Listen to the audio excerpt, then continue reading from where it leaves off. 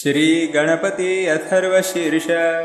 ओम नमस्ते गणपतये त्वमेव प्रत्यक्षं तत्त्वमसि त्वमेव केवलं कर्तासि त्वमेव केवलं धर्तासि त्वमेव केवलं हर्तासि त्वमेव सर्वं खल्विदं ब्रह्मासि त्वं साक्षादात्मासि नित्यं वृत्तं वच्मि सत्यं वच्मि अवत्वं माम् अववक्तारम् अवश्रोतारम् अवदातारम् अवधातारम् अवानुचानमवशिष्यम् अवपश्चात्तात् अवपुरस्तात् अवोत्तरात्तात् अवदक्षिणात्तात् अवचोर्ध्वात्तात् अवाधरात्तात् सर्वतो मां पाहि पाहि समन्तात् त्वं वाङ्मयस्त्वं चिन्मयः त्वं आनन्दमयस्त्वं ब्रह्ममयः त्वं सच्चिदानन्दाद्वितीयोऽसि त्वं प्रत्यक्षं ब्रह्मासि त्वं ज्ञानमयो विज्ञानमयोऽसि सर्वं जगदिदं त्वत्तो जायते सर्वं जगदिदं त्वत्तस्तिष्ठति सर्वं जगदिदं त्वयि लयमेष्यति सर्वं जगदिदं त्वयि प्रत्येति त्वं भूमिरापो नलो नीलो नभः त्वं चत्वारि वाक्पदानि त्वं गुणत्रयातीतः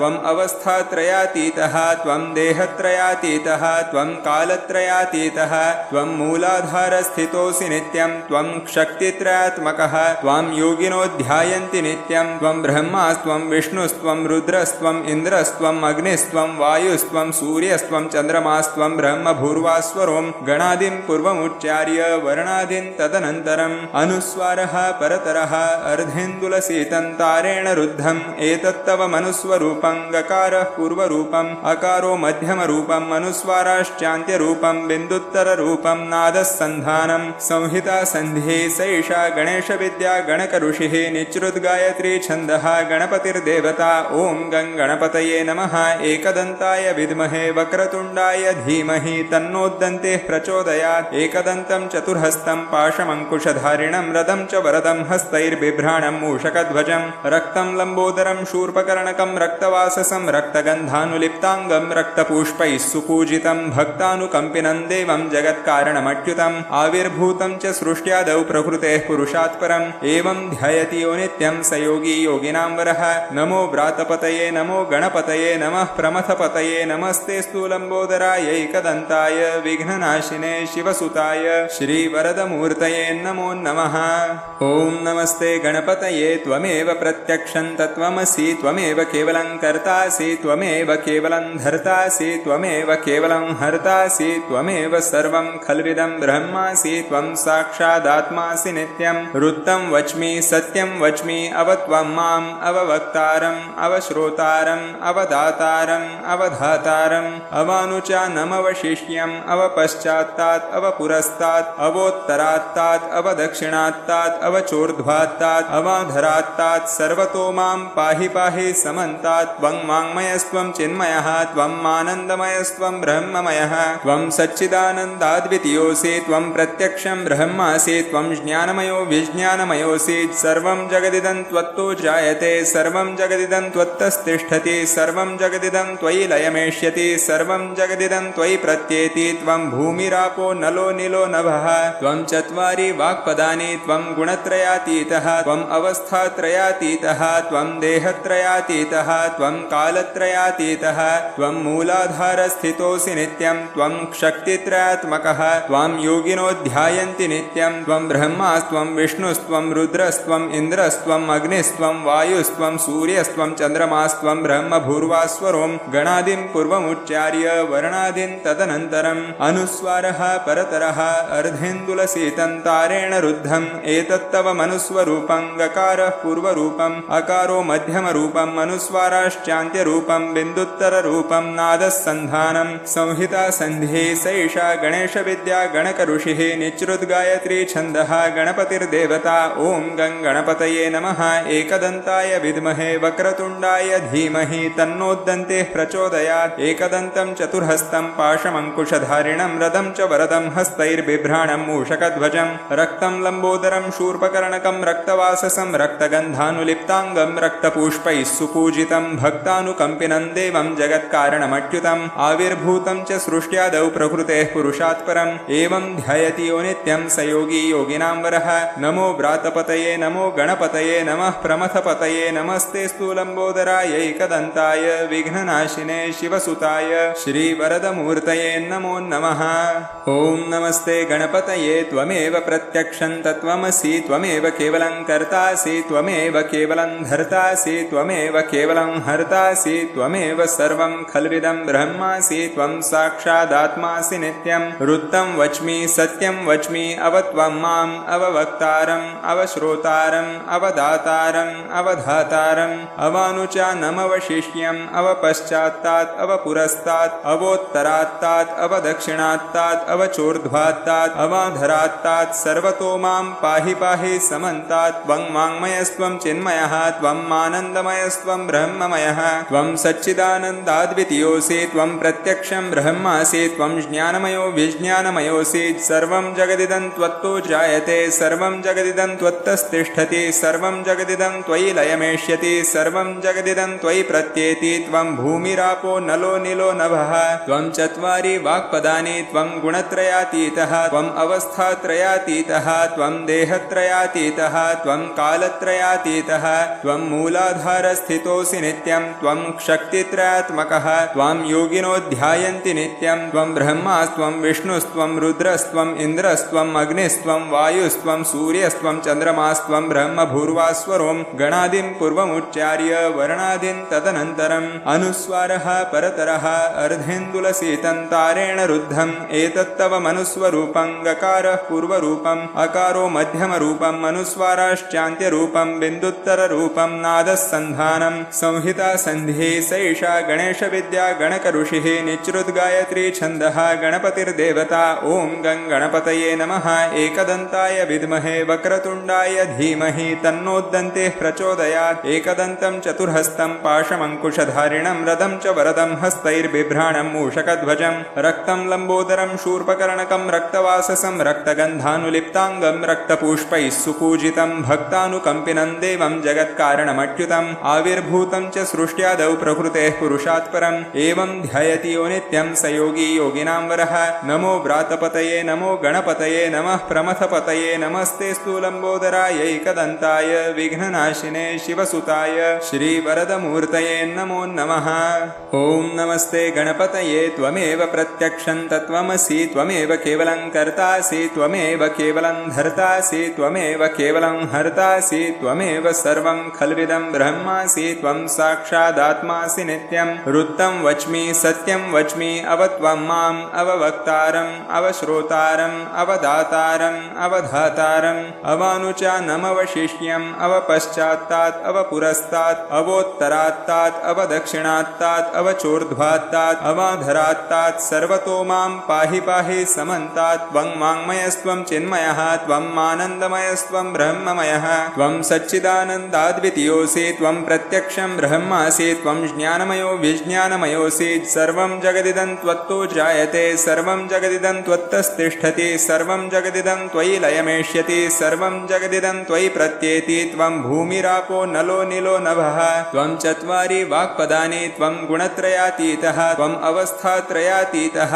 त्वं देहत्रयातीतः त्वं कालत्रयातीतः त्वं मूलाधारस्थितोऽसि नित्यं त्वं शक्तित्रयात्मकः त्वां योगिनो ध्यायन्ति नित्यं त्वं ब्रह्मास्त्वं विष्णुस्त्वं रुद्रस्त्वम् इन्द्रस्त्वम् अग्निस्त्वं वायुस्त्वं सूर्यस्त्वं चन्द्रमास्त्वं ब्रह्म भूर्वास्वरों गणादिं पूर्वमुच्चार्य वर्णादिं तदनन्तरम् अनुस्वारः परतरः अर्धेन्दुलसीतन्तारेण रुद्धम् एतत्तव मनुस्वरूपं गकारः पूर्वरूपम् अकारो मध्यमरूपम् अनुस्वाराश्चान्त्यरूपं बिन्दुत्तररूपं नादः सन्धानं संहिता सन्धिः सैषा गणेशविद्या गणकऋषिः निच्रुद्गायत्री छन्दः गणपतिर्देवता ॐ गं गणपतये नमः एकदन्ताय विद्महे वक्रतुण्डाय धीमहि तन्नोद्दन्तेः प्रचोदयात् एकदन्तं चतुर्हस्तं पाशमङ्कुशधारिणं रदं च वरदं हस्तैर्बिभ्राणं मूषकध्वजं रक्तं लम्बोदरं शूर्पकर्णकं रक्तवाससं रक्तगन्धानुलिप्ताङ्गं रक्तपुष्पैः सुपूजितं भक्तानुकम्पिनं देवं जगत्कारणमच्युतम्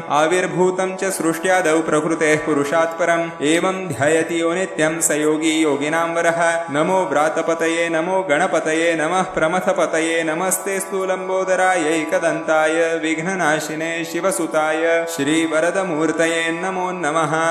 ॐ नमस्ते गणपतये त्वमेव प्रत्यक्षं तत्त्वमसि त्वमेव केवलं कर्तासि त्वमेव केवलं धर्तासि त्वमेव केवलं हर्तासि त्वमेव सर्वं खल्विदं ब्रह्मासि त्वं साक्षादात्मासि नित्यं ऋत्तं वच्मि सत्यं वच्मि अवत्वं माम् अववक्तारम् अवश्रोतारम् अवदातारम् अवधातारम् अवानुचानमवशिष्यम् अवपश्चात्तात् अवपुरस्तात् अवोत्तरात्तात् अवदक्षिणात्तात् अवचोर्ध्वात्तात् अवाधरात्तात् सर्वतो मां पाहि पाहि समन्तात् त्वं वाङ्मयस्त्वं चिन्मयः त्वं आनन्दमयस्त्वं ब्रह्ममयः त्वं सच्चिदानन्दाद्वितीयोऽसि त्वं प्रत्यक्षं ब्रह्मासि त्वं ज्ञानमयो विज्ञानमयोऽसि सर्वं जगदिदं त्वत्तो जायते सर्वं जगदिदं त्वत्तस्तिष्ठति सर्वं जगदिदं त्वयि लयमेष्यति सर्वं जगदिदं त्वयि प्रत्येति त्वं भूमिरापो नलो नीलो नभः त्वं चत्वारि वाक्पदानि त्वं गुणत्रयातीतः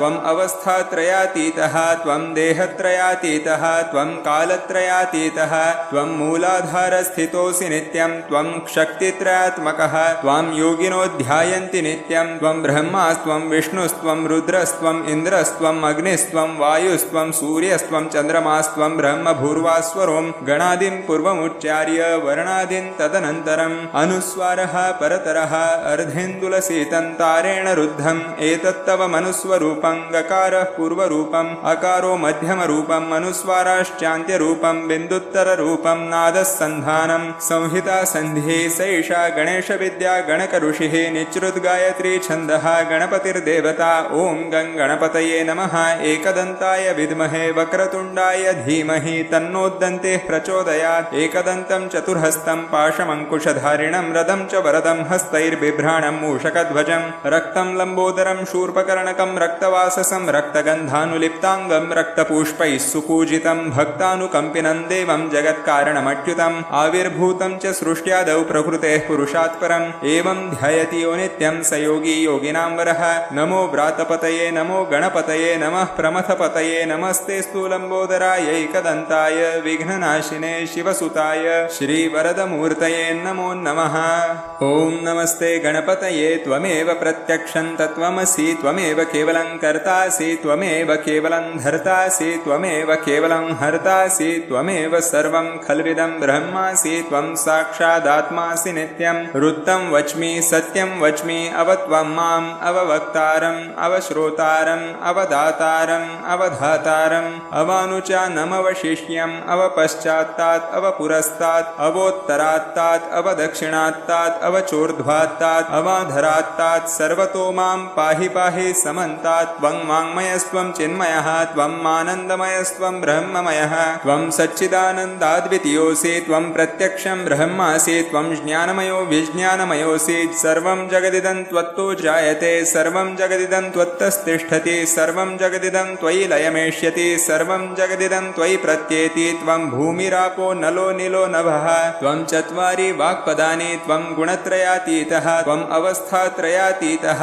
त्वं देहत्रयातीतः त्वं कालत्रयातीतः त्वं मूलाधारस्थितोऽसि नित्यं त्वं शक्तित्रयात्मकः त्वां योगिनो ध्यायन्ति नित्यं त्वं ब्रह्मास्त्वं विष्णुस्त्वं रुद्रस्त्वम् इन्द्रस्त्वम् अग्निस्त्वं वायुस्त्वं सूर्यस्त्वं चन्द्रमास्त्वं ब्रह्मभूर्वास्वरों गणादिं पूर्वमुच्चार्य वर्णादिं तदनन्तरम् अनुस्वारः परतरः अर्धेन्दुलसीतन्तारेण रुद्धम् एतत्तव मनुस्वरूपं गकारः पूर्वरूपम् अकारो मध्यमरूपम् अनुस्वाराश्चान्त्यरूपं बिन्दुत्तररूपं नादः सन्धानं संहिता सन्धिः सैषा गणेशविद्या गणकऋषिः निच्रुद्गायत्री छन्दः गणपतिर्देवता ॐ गं गणपतये नमः एकदन्ताय विद्महे वक्रतुण्डाय धीमहि तन्नोद्दन्तेः प्रचोदयात् एकदन्तं चतुर्हस्तं पाशमङ्कुशधारिणं रदं च वरदं हस्तैर्बिभ्राणं मूषकध्वजं रक्तं लम्बोदरं शूर्पकर्णकं रक्तवाससं रक्तगन्धानुलिप्ताङ्गं रक्तपुष्पैः सुपूजितं भक्तानुकम्पिनं देवं जगत्कारणमच्युतम् आविर्भूतं च सृष्ट्यादौ प्रकृतेः पुरुषात् परम् एवं ध्यायति यो नित्यं स योगी योगिनां वरः नमो व्रातपतये नमो गणपतये नमः प्रमथपतये नमस्ते स्थूलम्बोदराय एकदन्ताय विघ्ननाशिने शिवसुताय श्रीवरदमूर्तये नमो नमः।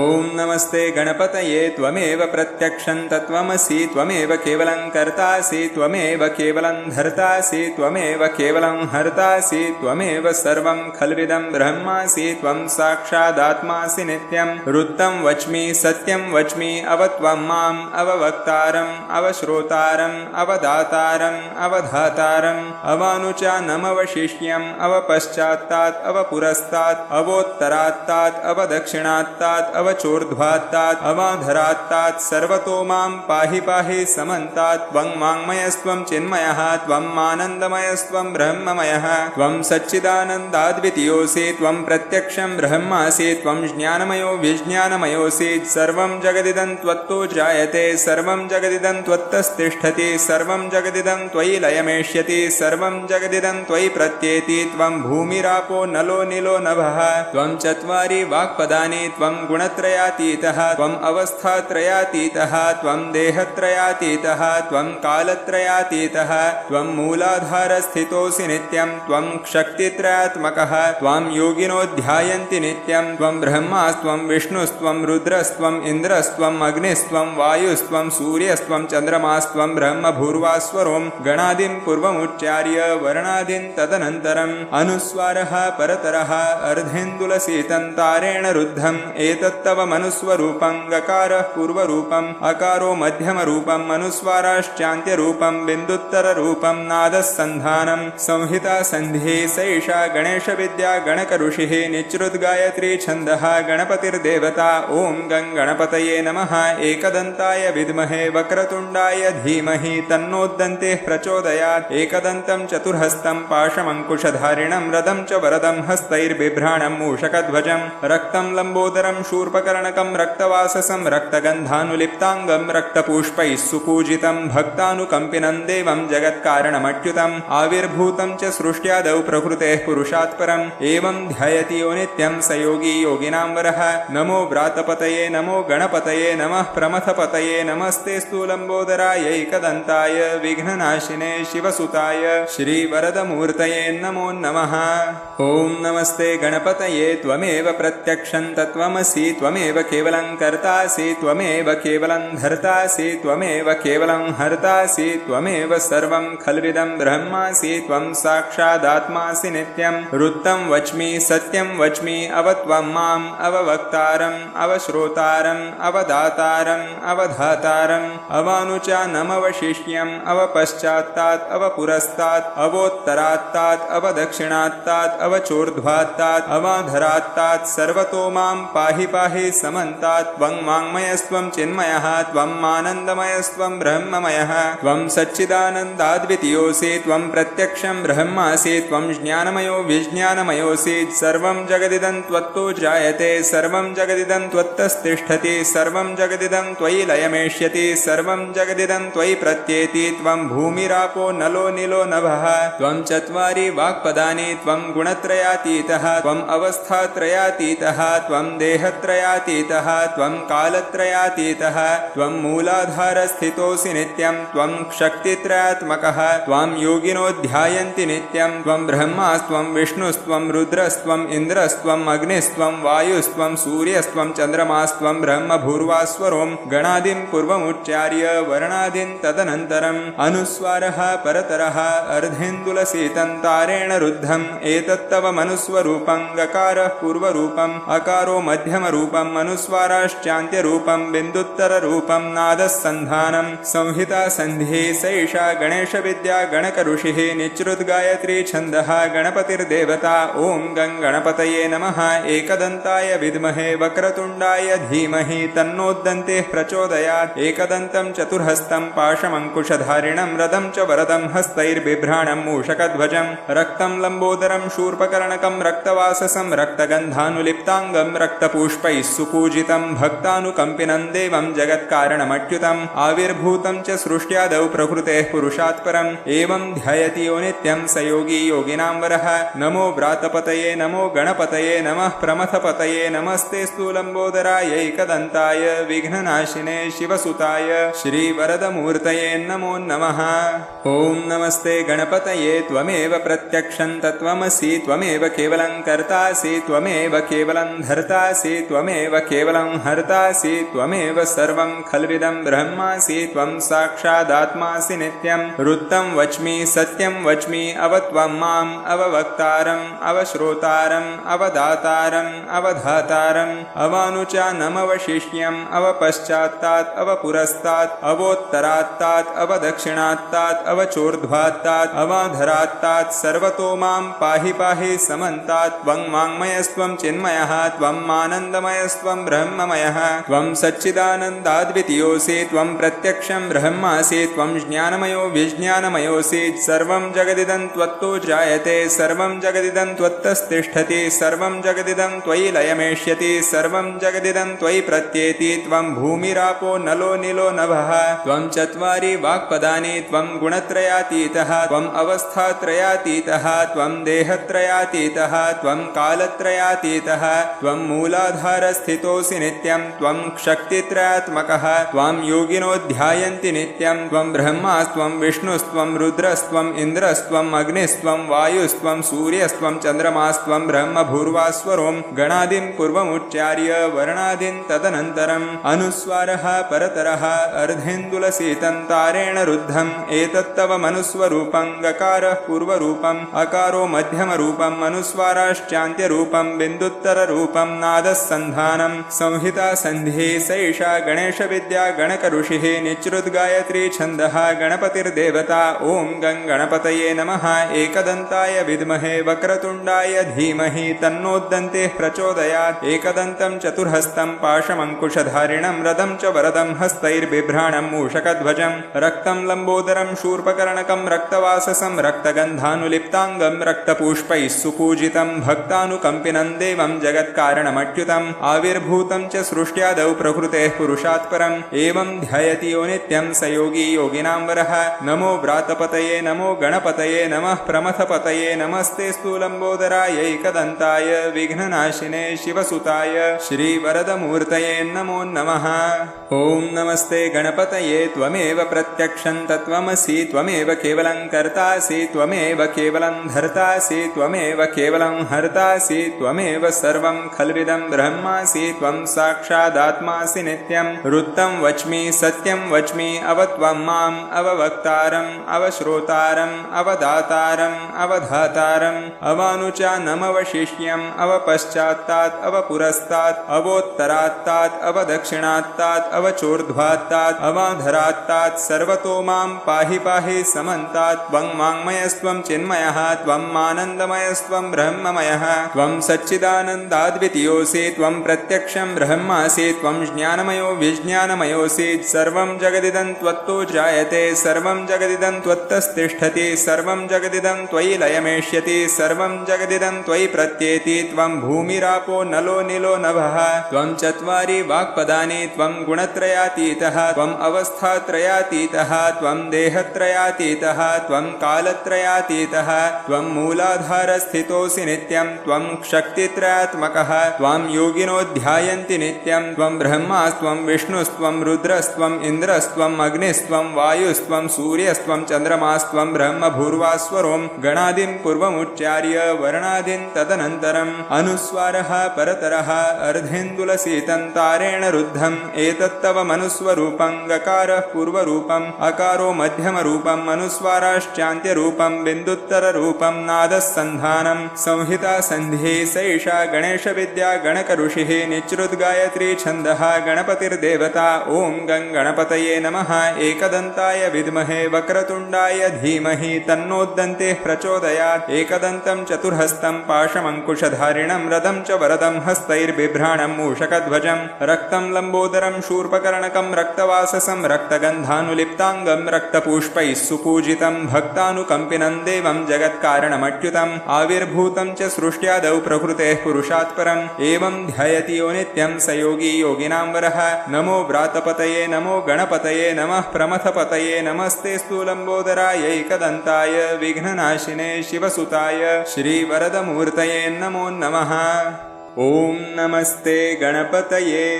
त्वमेव प्रत्यक्षं तत्त्वमसि त्वमेव केवलं कर्तासि त्वमेव केवलं धर्तासि त्वमेव केवलं हर्तासि त्वमेव सर्वं खल्विदं ब्रह्मासि त्वं साक्षादात्मासि नित्यं ऋतं वच्मि सत्यं वच्मि अवत्वं माम् अववक्तारम् अवश्रोतारम् अवदातारम् अवधातारम् अवानुचानमवशिष्यम् अवपश्चात्तात् अवपुरस्तात् अवोत्तरात्तात् अवदक्षिणात्तात् अवचोर्ध्वात्तात् अवाधरात्तात् सर्वतो मां पाहि पाहि समन्तात् त्वं वाङ्मयस्त्वं चिन्मयः त्वम् आनन्दमयस्त्वं ब्रह्ममयः त्वं सच्चिदानन्दाद्वितीयोऽसि त्वं प्रत्यक्षं ब्रह्मासि त्वं ज्ञानमयो विज्ञानमयोऽसि सर्वं जगदिदं त्वत्तो जायते सर्वं जगदिदं त्वत्तस्तिष्ठति सर्वं जगदिदं त्वयि लयमेष्यति सर्वं जगदिदं त्वयि प्रत्येति त्वं भूमिरापो नलो निलो नभः त्वं चत्वारि वाक्पदानि त्वं गुणत्रयातीतः त्वम् अवस्थात्रयातीतः त्वं देहत्रयातीतः त्वं कालत्रयातीतः त्वं मूलाधारस्थितोऽसि नित्यं त्वं शक्तित्रयात्मकः त्वां योगिनो ध्यायन्ति नित्यं त्वं ब्रह्मा त्वं विष्णुस्त्वं रुद्रस्त्वम् इन्द्रस्त्वम् अग्निस्त्वं वायुस्त्वं सूर्यस्त्वं चन्द्रमास्त्वं ब्रह्मभूर्वास्वरों गणादिं पूर्वमुच्चार्य वर्णादिं तदनन्तरम् अनुस्वारः परतरः अर्धेन्दुलसीतं तारेण रुद्धम् एतत्तव मनुस्वरूपं गकारः पूर्वरूपम् अकारो मध्यमरूपम् अनुस्वाराश्चान्त्यरूपम् बिन्दुरुत्तररूपम् नादः सन्धानं संहिता सन्धिः स एषा गणेशविद्या गणकऋषिः निच्रुतगायत्री छन्दः गणपतिर्देवता ॐ गं गणपतये नमः एकदन्ताय विद्महे वक्रतुण्डाय धीमहि तन्नो दन्तिः प्रचोदयात् एकदन्तं चतुर्हस्तं पाशमङ्कुशधारिणं रदं च वरदं हस्तैर्बिभ्राणं मूषकध्वजं रक्तं लम्बोदरं शूर्पकर्णकं रक्तवाससं रक्तगन्धानुलिप्ताङ्गं रक्तपुष्पैः सुपूजितं भक्तानुकम्पिनं देवं जगत्कारणमच्युतम् आविर्भूतं च सृष्ट्यादौ प्रकृतेः पुरुषात् परम् एवं ध्यायति यो नित्यं स योगी योगिनां वरः नमो व्रातपतये नमो गणपतये नमः प्रमथपतये नमस्तेस्तु लम्बोदरायैकदन्ताय विघ्ननाशिने शिवसुताय श्रीवरदमूर्तये नमो नमः एतद् अथर्वशीर्षं योधिते स ब्रह्मभूयाय कल्पते स सर्वतः सुखमेधते स सर्वविघ्नैर्न बाध्यते स पञ्चमहापापात् प्रमुच्यते सायमधियानो दिवसकृतं पापं नाशयति प्रातरधियानो रात्रिकृतं पापं नाशयति सायं प्रातः प्रयुञ्जानो अपापो भवति सर्वत्राधियानोपविघ्नो भवति धर्मार्थकाममोक्षं च विन्दति इदमथर्वशीर्षमशिष्याय न देयं यो यदि मोहाद्दास्यति स पापीयान् भवति सहस्रावर्तनात् यं यं काममधिते तन्तमनेन साधयेत् अनेन गणपतिमभिषिञ्चति स वाग्मी भवति चतुर्थ्याम् मश्नं जपति